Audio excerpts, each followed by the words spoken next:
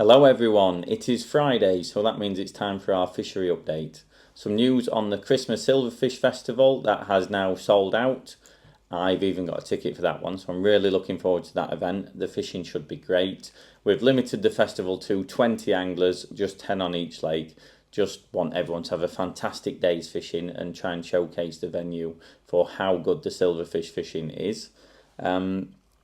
I will jump straight into the match results and we'll have a quick talk about some tactics and how the pleasure anglers have been catching as well and what's been working on matches. So we wind back to last Saturday, which was the Silverfish Open. Just to remind everyone, every Saturday now we do run a Silverfish Open match. So the anglers that like getting lots of bites, catching lots of smaller fish and some bream and tench, come and give that a go. Shane won the match with £19 3 ounces from peg 5 on eaves. I think he caught most of them on maggots over F1 dark, which is pretty much a standard approach. The Sunday Open match was won by Jeff Morby with £59. That was from peg 13 on roses. I was here last Sunday. I watched Jeff for a little bit. I've got some footage of him as well, catching some. Jeff caught on the hybrid feeder. I think he used a pink wafter, pink or yellow wafter. Hybrid feeder with micro pellets, casting up to the end bank, and Jeff's had £59 8 ounces. Well done, Mr. Morby. And on the same day, second, very close match, Steve Twigg had £54 12 ounces from peg 4 on roses. Steve had £8 of small fish silvers on the pole, and then he's had a good end to the match, catching on a hybrid feeder, chucking 3/4 of the way across to the island. Steve also caught on a hybrid feeder with pellets and a wafter. So there's quite a lot of people fishing bomb and corn and them sort of tactics at the minute. There's still colour in the lakes, and the hybrid feeder, where there is a few carp, is definitely still out fishing the bomb, which is interesting.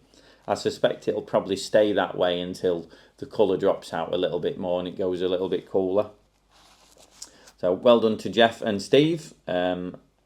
Tuesday's Bomb and Feeder Open. The match was won from peg 18 on roses, and that was by Faz with £71 15 ounces, which is a great weight for this time of year. Not sure how these guys fished, apologies because I wasn't here. Second was Mike Hurst with £49 2 ounces from peg 6 on roses. So that's good to see. It's not all end pegs dominated, that sort of area on roses as well, like that 3 to 6 area where it's a little bit wider. That's also doing quite a few carp at the moment. Then on to Wednesday, which was the over 50s match. AD Wells won the match with £60 from peg 13 on roses.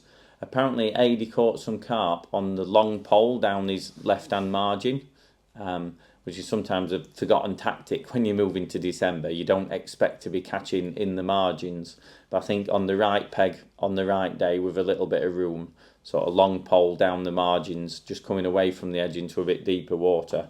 And AD's found some carp there. Second was Mr. Andy Hill with £43 from peg 18 on roses. There were some good weights there. Well done, boys. And then moving on to yesterday, which was the Thursday Silverfish Open. They're starting to get a little bit more popular. And massive well done to Matt Mollart. It was next to me, so I got to watch him all day. Managed to catch £34 of a mixture of little tench, little skimmers and some bigger bream. Definitely the better tactic on the day was regular top-ups with little balls of ground bait and fishing maggots over the top of them. So well done, Matt. I managed £31 next to him, so he's beat me by £3. But I don't mind. He's a lovely lad. What was also interesting on roses, because the wind was really, really bad, a southwesterly wind, quite strong. So we put sort of one section on eaves down the left-hand bank with the wind on the back, and the same on roses with the wind on the back. And Mike Kay had some lovely big bream and managed to catch £21 of silvers from peg 10 on roses. Cracking net of fish. Good to see some of them bigger bream feeding on roses. Not a lot of people know. They think that Eves is sort of the better silverfish lake, but they're quite different for silverfish. Rosa's has loads and loads of fish that are sort of 2 to 6 ounce. You can get tons of bites off them, but it's also got a good head of bigger bream in sort of 2 to 4 pound.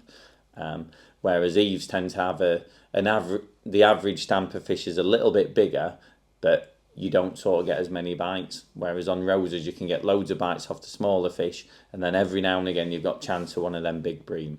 So definitely both lakes can catch a big weight of silverfish, as Mike's proved there. And that's the match roundup for this week. Moving on to a bit of pleasure fishing. The pleasure lads have been catching plenty of fish. I know Gary Lloyd, our resident pro, he had a great day fishing on Acorn on Tuesday or Wednesday. I've just had a good chat with him outside. He said he had a bite every single drop in of small carp, and then quite a few sort of 2-pounders as well. So that's great to hear. Acorn still fishing well for pleasure anglers. They're out there fishing now. I've just been to see them, and they're catching on the pole again.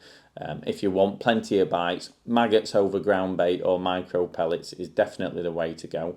My dad, who doesn't really do a lot of fishing, has just started dropping on now and again, seeing if he can catch a few of the bigger carp in Rosa's. And last Friday he managed to catch a big carp, lovely fish. I'll stick a picture up for you. And he's having a go now. So if he catches one before I edit this video, I'll stick a picture of him for you.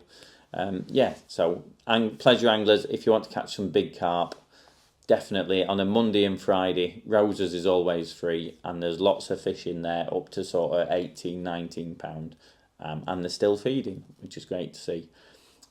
Shorter video this week. I've got a lot on. We're very busy, so I'll just sort of give you a quick roundup. On Thursday, I'm with Tackle Guru doing the live podcast, so next Friday's video, I might chuck a little bit of footage in there from the live podcast, a bit of behind the scenes stuff for you. I'm rushing off now because I've got to start getting all the rod stands and pole stands sort of ready for that. If anyone's watching that's going to the Guru live podcast on Thursday at Barston, the Christmas special, trust me, I know the plans for the show. It's going to be an absolutely amazing night, and there's definitely a few really cool little items of new tackle sneak peek previews going to be there for you to see.